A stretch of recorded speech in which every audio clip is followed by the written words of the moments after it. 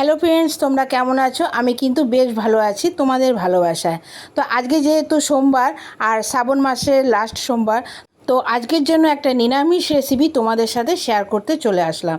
তো দেখো, প্রথমে কি করলাম, কড়াইতে বেশ খানিকটা তেল দিয়ে একটা বা দুটো বেগুনকে একটু বড় বড় টুকরো করে কেটে একটু লাল লাল করে ভেজে তুলে নেব। মানে একটা বড় বেগুনকে তোমরা 8 টুকরো করে কেটে নেবে। এবার এটা যখন লাল লাল করে ভাজা হয়ে যাবে, এটা আমি তুলে নেব। তো রেসিপিটা কিন্তু সম্পূর্ণ দেখার অনুরোধ রইল। তো একটু বেগুনগুলোকে লাল লাল করে ভেজে নেবো, আর অবশ্যই যখন ভাজবে বেগুনের মধ্যে কোনো নুন আর হলুদ দেবে না। এবার দেখো, কড়াইতে আর একটু তেল দিয়ে দুটো শুকনো লঙ্কা, একটা তেজপাতা, একটু দারচিনি আর দুটো এলাচ আর সামান্য সাদা জিরে ফোড়ন দিয়ে তার মধ্যে আমি দুটো টমেটো পেস্ট করে রেখেছিলাম, সেটা আমি দিয়ে দেবো। এরপরে কিন্তু আরেকটা মশলা আমি পেস্ট করে রেখেছিলাম, সেটা হচ্ছে আদা আর কাঁচা লঙ্কা। এবার ওই টমেটোর মধ্যে আমি আদা আর কাঁচা লঙ্কার পেস্টটাও আমি দিয়ে দেবো। এটার মশলাটা যখন প্রায় একটু কষানো হয়ে যাবে, তার মধ্যে আমি দিয়ে দিয়েছিলাম খানিকটা কিশমিশ। যে কোনো নিরামিষ দিনে কিন্তু আমরা ভীষণ চিন্তায় পড়ে যাই যে কি রান্না করব। তো এই রেসিপিটা কিন্তু তোমরা একবার ট্রাই করে দেখতে পারো।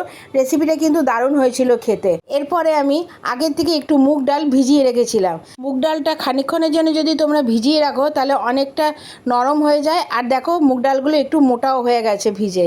এবার মশলার সাথে মুগ ডালটাকে কিন্তু বেশ খানিকক্ষণ রান্না করে নিতে হবে। এবার এটাকে কিন্তু রান্না করতে করতে অন্যদিকে আমি আরেকটা মশলা তৈরি করে নেব। সেটা হচ্ছে, দেখো, আমি একটা পাত্রে খানিকটা টক দই, তার মধ্যে নুন, হলুদ, একটু রেড চিলি পাউডার আর সামান্য একটু মিষ্টি দিয়ে ভালো মতন ফেটিয়ে নেব। এবার এই দইয়ের মিশ্রণটা কিন্তু আমি মুগ ডালের মধ্যে দিয়ে দেবো, আর একটু বাটি ধুয়ে জলও আমি ওই মুগ ডালের মধ্যে দিয়ে দেবো।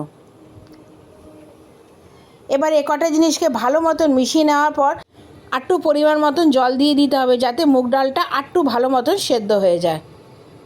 তো সেটা তোমরা বুঝেই এর মধ্যে জলটা অ্যাড করবে। আর এই রেসিপিটা কিন্তু একদম শুকনো শুকনো হবে, তো খুব একটা পরিমাণ কিন্তু ঝোল এর মধ্যে থাকবে না। এবার জলটা যখন অনেকটা শুকিয়ে আসবে, তারপরেই আমি কিন্তু এর মধ্যে ভেজে রাখা বেগুনটা অ্যাড করে দেবো। তো রেসিপিটা কিন্তু আমার প্রায় কমপ্লিট হয়েই এসছে। তো ডালটাও কিন্তু সেদ্ধ হয়ে গেছে। এরপরে আমি ভেজে রাখা বেগুনগুলো এর মধ্যে দিয়ে দেবো। যেহেতু বেগুনগুলো আগের থেকে ভাজা ছিল, তাই এটা হতে কিন্তু খুব একটা সময় লাগবে না। আর নামানোর আগে দিয়ে দিয়েছিলাম 1 চামচের মতন ঘি। তো আমার রেসিপিটা কেমন লাগলো অবশ্যই আমাকে একটু কমেন্টস করে জানাবে। ভালো লাগলে কিন্তু একটা লাইক, কমেন্টস আর এটা বন্ধুদের সাথে শেয়ার করে দিও। আর রেসিপিটা যদি তোমরা ফেসবুক থেকে দেখে থাকো, তাহলে অবশ্যই ফলো করে দিও।